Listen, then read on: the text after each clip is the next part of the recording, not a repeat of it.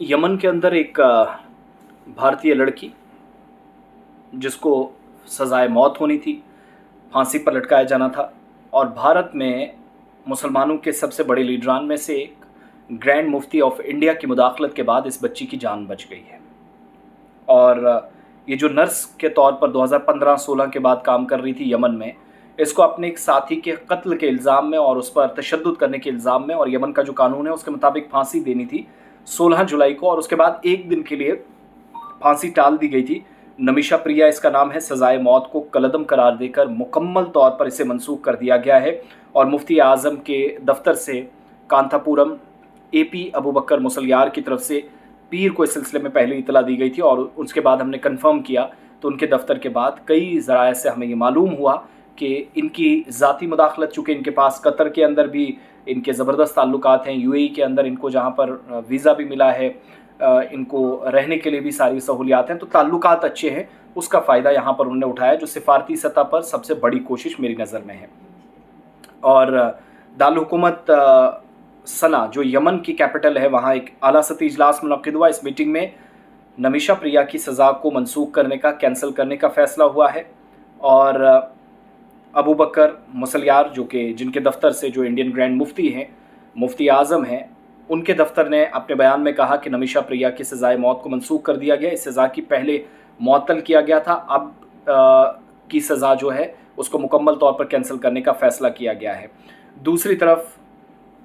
जो भाई अब्दुल फ़ताह मेहदी हैं, उनकी जानिब से तरदीद की गई, और मकतूल शख्स के भाई जो अब्दुल फ़ातह मेहदी हैं, यानी जिस शख्स को मारने का इल्ज़ाम नमीशा पर था, वो कहते हैं कि इस नमीशा को सज़ाए मौत सुनाई गई थी, ऐसी किसी बात की उन्होंने तरदीद की। सोशल मीडिया पर उन्होंने एक पोस्ट लंबा चौड़ा किया और जो ग्रैंड मुफ्ती कह रहे हैं उन बातों को तरदीद करने की कोशिश की, लेकिन मकामी मीडिया को जब हमने उठा कर देखा, आज सुबह हमने अखबारात पढ़े, और सबसे बड़े अखबारात में से एक जो मशरिक़ वस्ता के अंदर चलता है, उनमें से भी बहुत सारे अखबारात को, जिनमें अरब टाइम्स शामिल है, जिनमें द मिडल ईस्ट सन है, इन तमाम अखबारात को देखा तो पता चला कि मुफ्ती आज़म की मुदाखलत काम आई है, इस बच्ची की सज़ा नहीं होगी। नमीशा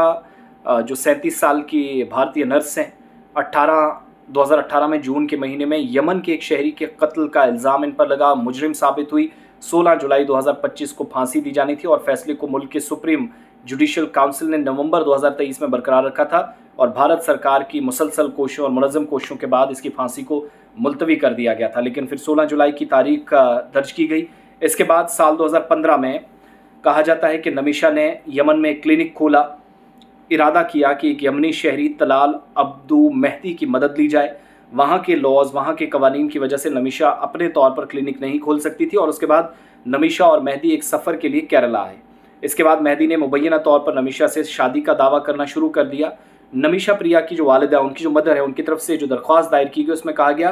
कि कुछ अरसा बाद नमीशा का क्लिनिक शुरू हुआ, फिर मेहदी ने क्लिनिक की मलकियत के हवाले से परेशानी पैदा करना शुरू कर दी कि ये मेरा है, और नमीशा की माहाना आमदनी से भी सबको यह कहकर पैसा लेना शुरू कर दिया कि नमीशा इसकी बीवी है। बाद में नमीशा ने इल्ज़ाम लगाया कि मेहदी ने उसे और उसके ख़ानदान वालों को हिरासत करना शुरू कर दिया। मेहदी ने उसका पासपोर्ट भी ज़ब्त कर लिया, और इसलिए किया गया ताकि वो यमन ना छोड़े अगर मुल्क जाना चाहे।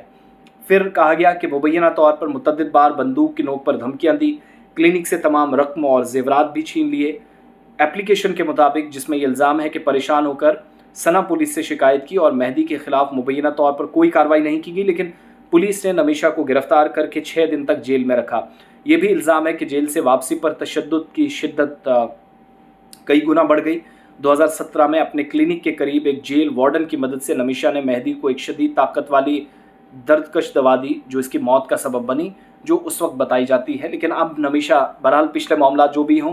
वो तमाम लोग जो कहते हैं कि ग्रैंड मुफ्ती कुछ नहीं कर सकते, ये धर्मांतरण के लिए ज़िम्मेदार हैं, तरह तरह की बकवास और बातें की जाती है, वही ग्रैंड मुफ्ती